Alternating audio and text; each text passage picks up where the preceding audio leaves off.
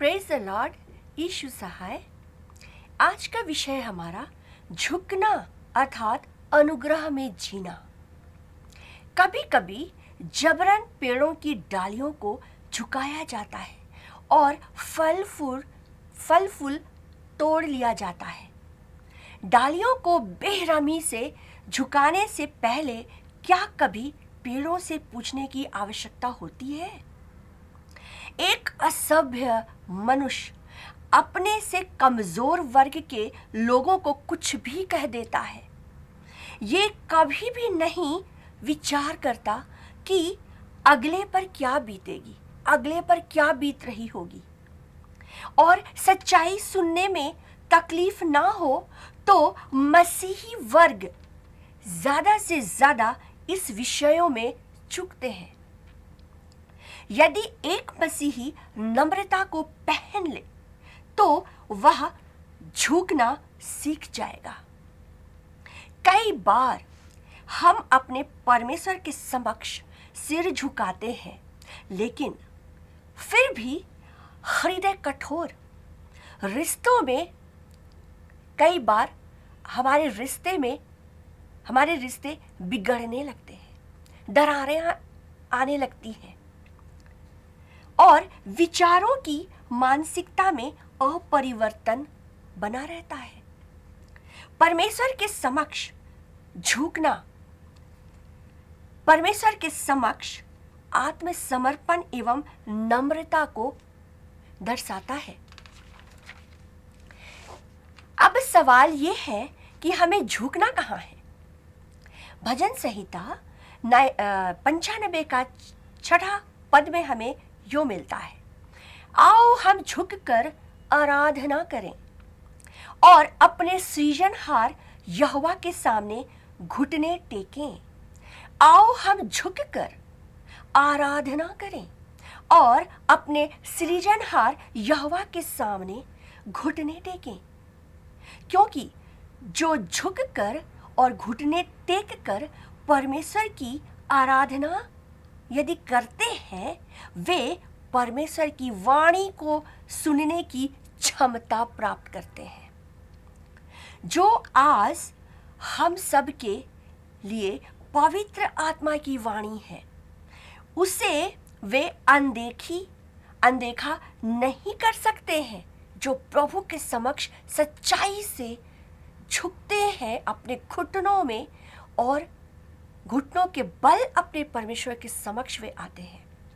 उनके लिए परमेश्वर की जो बातें हैं, जो पवित्र आत्मा के द्वारा जो वाणियाँ हम तक पहुँचती है, वे उसे कभी भी अनदेखी नहीं कर सकते। और तब परमेश्वर के क्रोध की जगह हम अनुग्रह का जीवन जीने लगते हैं। क्रोध की जगह अनुग्रह, कितनी भली बात!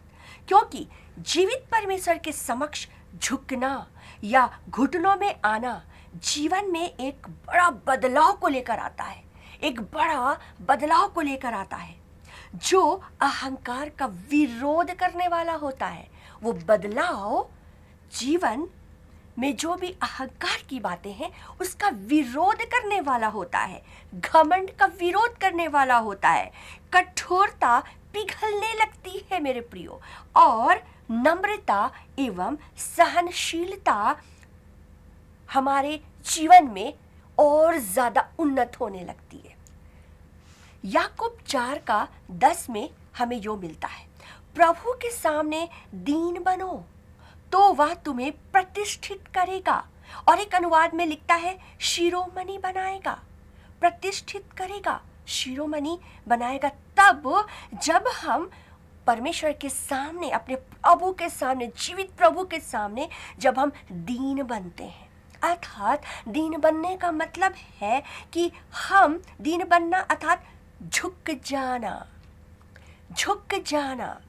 झुकना, और तब परमेश्वर हमें शिरोमणि अर्थात हमें उठाएगा, हमें ऊंचा उठाएगा। फिलिपी 2 का 10 में हमें क्या मिलता है कि यीशु के नाम पर प्रत्येक घुटना टिके, चाहे वह स्वर्ग में हो या पृथ्वी पर या पृथ्वी के नीचे। मेरे प्रियो, भयंकर बात है। आज प्रभु चाहता है कि हम जीवित हैं तो हम अपना घुटना जीवित परमेश्वर के समक्ष हम टेक दें, हम झुकना सीखें, ताकि आज परमेश्वर हमें जैसा चाहता है हमें परमेश्वर वैसा बढ़ाए। ऐसा ना हो कि ये मौका हमारे हाथ से निकल जाए और हम चूक जाएं। लेकिन वचन कहता है कि वो व्यक्ति यदि इस संसार में चूकता है तो वो पृथ्वी के नीचे अर्थात वो नरक, जलती हुई आग में, वो नरक में भी वो घुटना टेकेगा। अर्थात वो इस बात को स्वीकृति देगा कि जीवित परमेश्वर था और रहेगा। तो आज मेरे प्रियो, इस वचन में हम देखते हैं कि यीशु के नाम पर प्रत्येक घुटना टिके, चाहे वह स्वर्ग में हो या पृथ्वी पर। जब स्वर्ग में रहने वाले लोग तो हमेशा घुटना टेक रहे हैं, लेकिन पृथ्वी में रहने वाले लोगों के लिए विशेष, पृथ्वी में रहने वाले लोगों को भी घुटना टेकना, झुकना सीखना है। ऐसा ना हो कि हमें यहाँ नहीं सीख पाए तो परमेश्वर उस नरक में भी हमें झुकाएगा, लेकिन उससे कोई फायदा नहीं होगा मेरे प्रियो, क्योंकि हम नरक जा चुके होंगे। आज परमेश्वर की ओर से यह अनुग्रह प्राप्त कर लें। ये अनुग्रह है कि आज प्रभु हमें मौका देता है कि जीवित परमेश्वर के समक्ष झुक कर घुटना टेक लें। वरन वचन साफ कहती है, जो मैंने बताया, कि पृथ्वी के नीचे अर्थात नरक में हमें घुटना टेकना है। आज समय रहते अनुग्रह में जीना हमें सीखना ही होगा, और आज हमें ये सीखना है और हमें सीख लेना है। सीखने के लिए अपने हृदय को स्वीकृति देना है, अपने हृदय को कहना है कि हमें परमेश्वर के समक्ष झुकना ही है, ताकि हम प्रभु के सामने जब हम झुके तो परमेश्वर हमें सिखाएगा, बढ़ाएगा कि हम औरों के सामने भी हम नम्रता से पेश आना सीखें।